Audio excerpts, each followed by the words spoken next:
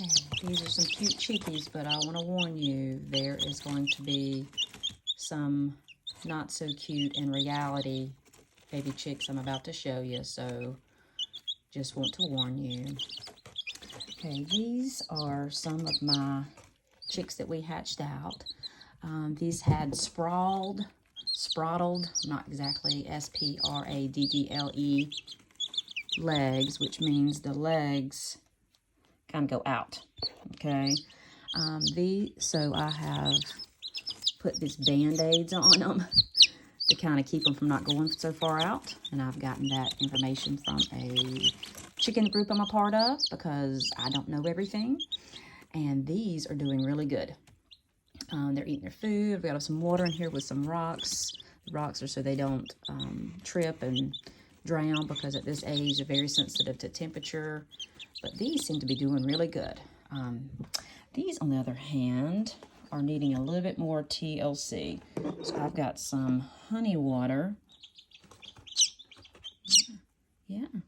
And syringe feeding these because of their legs, it makes it more difficult for them to get drink, and so I need to work on their hydration, getting electrolytes in them. But these actually, I know they look sick, but these are doing much better, look at those, than they were this morning. So when the kids get home, their job and chore is going to be to help me see if we can get these well. And I've already told the kids that some of these may not make it, but we are learning in the process. Now, this is probably the 5th, 6th batch of baby chicks that we have hatched. On the incubator, we have let one of our golden lace Wyandottes that was broody sit on some, and she did so good. That's such an easier process if you have a broody hen, but most are not broody, and they don't want to brood when we want them to. So anyway, so you can see this one. It's got his little thing on its leg, but man, it's doing much better. I mean, this morning I thought it was dead, but we're just giving it some honey water, working on its strength, hydration, just a little TLC. So unfortunately, there are some ones that have not survived. So I'm going to show you that because, again, that's reality.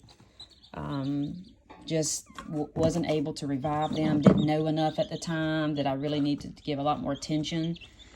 So I can hyper-focus on the death of those two. Actually, I think I have one more outside.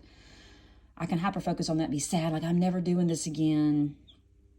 Oh, this is so sad. Woe is me. Poor chickens.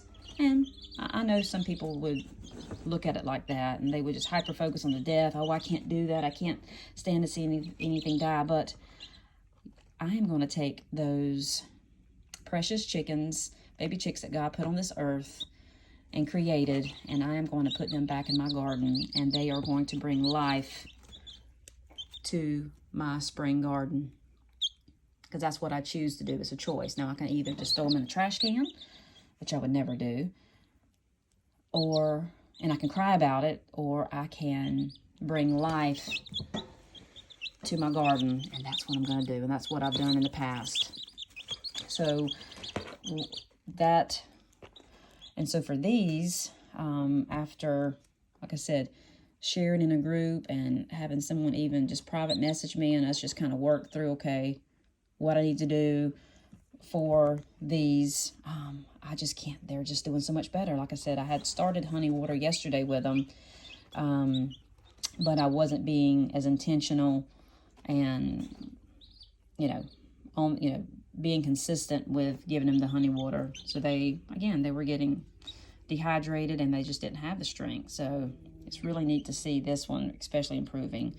So again, I have 3 more. Again, this is reality, but they're verbal. The reason why this one looks kind of dirty is you can also give them yolk, because that's exactly what they were eating in their egg. Oh, look, here you go. So I've got some better syringes coming. Just got to find them. So when the kids get home, we're going to, particularly these 4, so it's perfect timing. Oh, hey there, man. We got 3 kids and me, so we're going to work on getting these hydration. Yep. And then we'll start, then I'll put another Band-Aid on these legs to pull them closer together, almost like PT. But I just wanted to take this time to share with our experience, and just a little life lesson that bad things are going to happen to good people. I mean, those baby chicks that are dead didn't do anything, but we can take life's messes and even death and even mistakes, and we can grow from it. But it's a choice. So I'm choosing to put those baby chicks back into the garden to bring life to my cucumbers and squash and zucchini this summer. Or I could just choose to throw it in the trash can and just, okay, I'll get new ones, or never do this again. So I'm teaching my kids how to care for the sick, to have empathy for these little chickies, but to know when it's their time to go and they pass, we can't focus on that. We just got to keep moving and learn from it. And I think there's lots of life lessons in that for not just me, but for maybe for you listening to this. No matter what you're going through, use it for the good. It's your choice. Bring life. Death can also bring life. And focus on the life and less on the death, and your attitude and your spirit and even your body can just turn around. Give yourself some grace, but don't stop. There's life depending on you, not just for this generation, but for the next generation.